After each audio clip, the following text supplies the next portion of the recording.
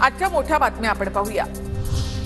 मराठी भाषेला अभिजात दर्जा देण्याबाबतचा शासन आदेश केंद्र सरकारकडून जारी। उदय सामंत यांनी केंद्रीय सांस्कृतिक मंत्र्यांची भेट घेतल्यानंतर अधिसूचना प्रसिद्ध।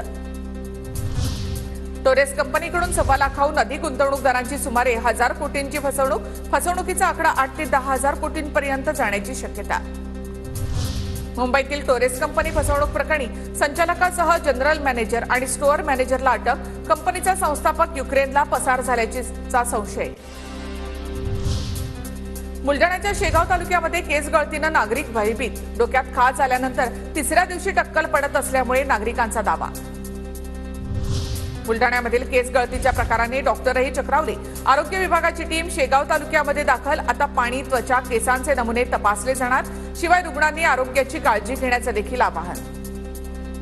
किंवा जे संबंधित व्यक्ती असतील त्या व्यक्तींच्या बरोबर डायलॉग केल्यानंतर आणि आमच्या आरोग्य विभागाच्या टीमच्या माध्यमातून योग्य ते ओपिनियन त्यांच्याकडून येईल। डेप्युटी डायरेक्टर आणि आमची सगळी मेडिकल विभागाची टीम तिथे गेलेली आहे। ती अतिशय चांगल्या पद्धतीने त्याच्याबद्दल माहिती घेईल आणि मग त्याच्यानंतर आपल्याला त्यावरती अधिक बोलता येईल। आमदार रोहित पाटील यांनी पंढरपूरमध्ये घेतलं विठ्ठल रुक्मिणी मातेचं दर्शन। आशाताई पवार यांनी जे साकडं घातलं त्याला देव कसं उत्तर देतो पाहावं लागेल। रोहित पाटील यांचं वक्तव्य तर आराराबांच्या आदर्शाचा गृह खात्याला विसर पडल्याचीही टीका।